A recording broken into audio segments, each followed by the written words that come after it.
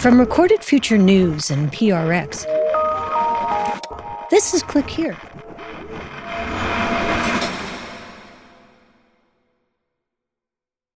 I thought you were going to have a little koala bear. Don't you have wombats there in Australia? We got wombats, we got kangaroos, we got a bit of everything over here, yeah.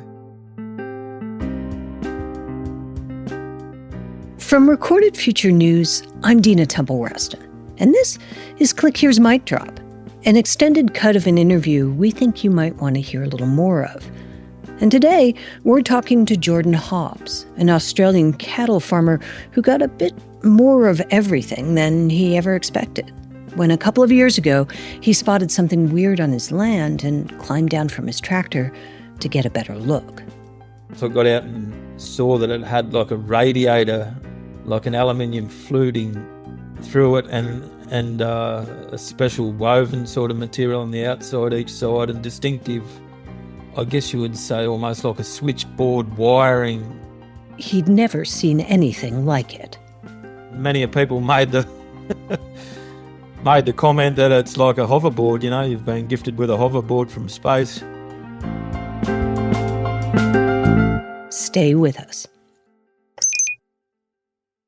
Support for Click Here comes from Curiosity Weekly, a podcast from Discovery. Each episode unpacks breaking science and tech news with experts who can make sense of it all. Recent episodes have covered what neuroscientists have learned from TikTok, how AI manages to read hieroglyphics, and whether today's robots can actually feel pain. All things I've wondered about. On Curiosity Weekly from Discovery, makes sense of some of the biggest questions and ideas shaping our world. You can listen wherever you get your podcasts.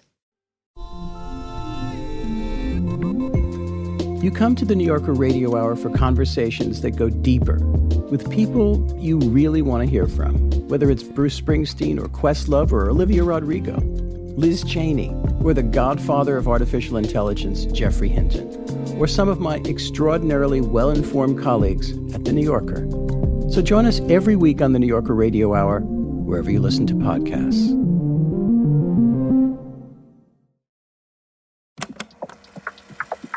I'm Dina Temple-Reston, and this is Click Here's Mic Drop.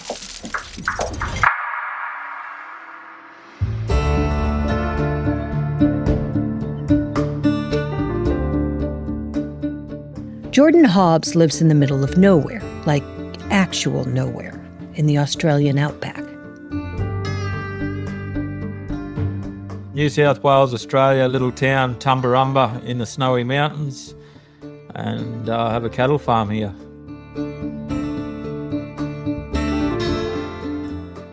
I guess it's Australia's version of Salt Lake City or something. We're only about half an hour's drive from the highest elevated town in Australia, Cabramatta. He has that sun-weathered face you get from decades under the Australian sun, and he looks like the type of guy you'd call if you'd run out of gas and were stuck on the side of the road. Do you come from a long line of farmers? Originally come from rodeo. Dad was a cowboy over here. And riding from Tumbarumba here today. So we grew up in rodeo. There's absolutely no control over the bucking horse whatsoever. I guess, you know, riding horses at a young age, that's what's got me interested in farming. Dad used to work on the big cattle stations in Northern Australia, which, you know, are upwards of 500,000 to 1 million to 2 million acres. So you were always going to be a cattle rancher? I was in my blood for sure, so. His days are pretty routine. Up before dawn, checking on the herd, fixing fences.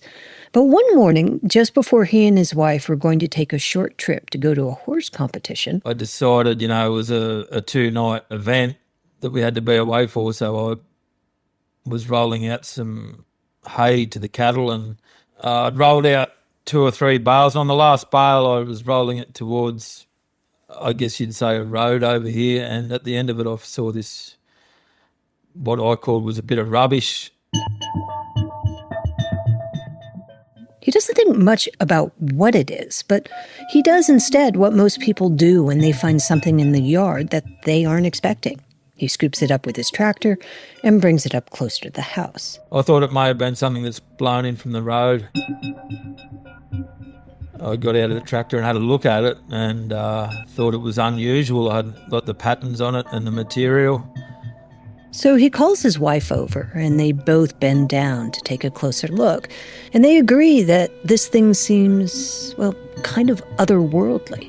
It's charred, metallic, with bits of wiring and panels. Definitely not just something that had blown in from the road. My wife Renee made the comment that it could be space junk as a bit of a giggle because recently a couple of pieces had been found about 100 miles away at Dalgety. The next gate you'll be able to, well, I can see it because I know where it is. What sheep farmer Mick Miners found in his back paddock was out of this world. Speared into the ground, a 3-metre long piece of space junk. And my wife Googled the pictures of that space junk found, and to our amazement, it had the exact same sort of patterns. So it was then that we went and had a good look at our piece and sort of confirmed that it looked the same. Space junk is this invisible problem that would never even occur to most of us. In Tuesday's episode, we talked to Ed Liu of Leo Labs, and he's trying to actually map and track everything in low Earth orbit. And while he's most focused on preventing collisions between space junk and satellites 1,200 miles above us, Jordan Hobbs was dealing with a problem right here on Earth.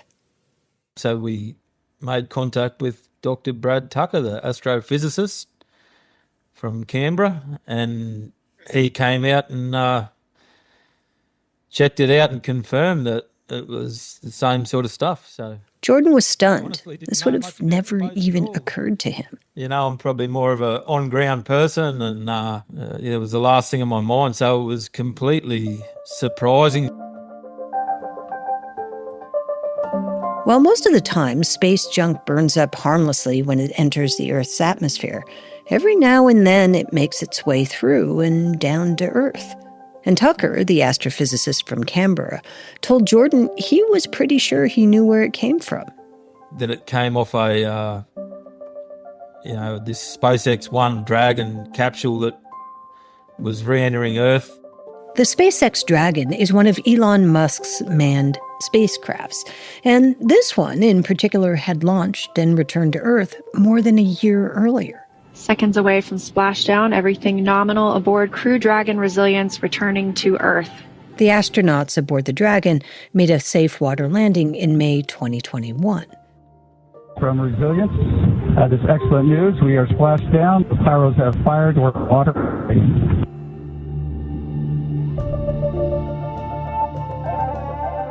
But before that, before they re-entered the atmosphere, the crew had jettisoned the so-called trunk of the aircraft.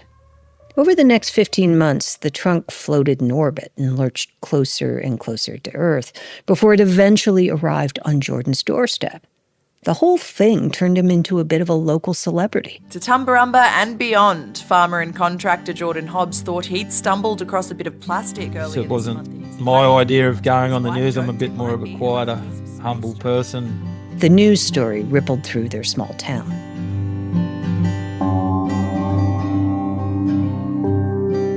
The mayor of Tumbarumba visited Jordan's house to personally thank him for putting their little town on the map. Grocery shopping got a little awkward. It was like a celebrity every time I went to town, so I tried to stay away from town for 6 months. The Australian Space Agency even called and asked him to preserve the area where he'd found it.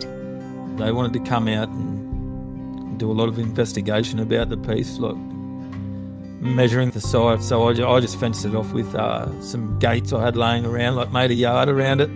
But for some reason, the investigators never made it out to Tumbarumba to look at it, which kind of made Jordan a little grumpy, given that he'd built that fence and all. They harassed me on the phone, but never showed up. They didn't come out, but they also harassed me to get the piece back. But because you haven't played ball with us, well, I'm going to keep the piece and I'll play ball with you. So he just put the SpaceX junk away, hoping people would move on and maybe forget about it. I don't know whether I should be saying this or not, but I actually still have the piece.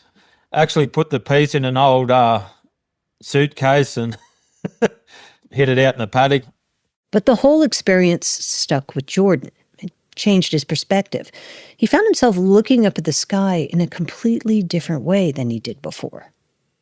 One morning early, I was going out in the paddock and I looked up at the sky because it was so clear, so many stars. It was just a beautiful morning. And then I noticed like a bullet train of, it looked like stars, in a perfect line. I'd never seen anything like it. And I was like, what the hell is this? So he rang up his new friend, the astrophysicist, to ask him what it was. He's like, that's your Starlink, my friend. Wow. Guess you know about Starlink. That's a heap of satellites. That's how I'm speaking to you today. We run through Starlink internet. Got it. So you should have gotten Starlink for free since he, dumped trash on your land, huh? We should have. I put a message out in an interview with the ABC, I think, for Elon to come and pick up his junk, but we're yet to see him. I guess we'll have to wait until he goes there and then you can fish out the suitcase. That's right. Elon, if you're listening, Jordan Hobbs has part of your spaceship.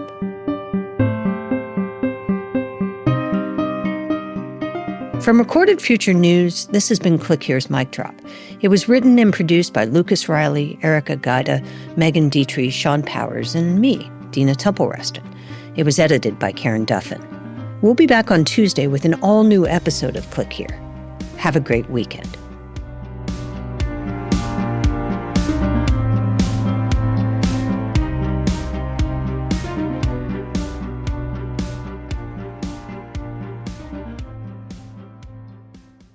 Looking for more of the cybersecurity and intelligence coverage you get on Click Here? Then check out our sister publication, The Record, from Recorded Future News. You'll get breaking cyber news from reporters in New York, Washington, London, and Kyiv, among others. And you'll see for yourself why it attracts hundreds of thousands of page views every month. Just go to therecord.media.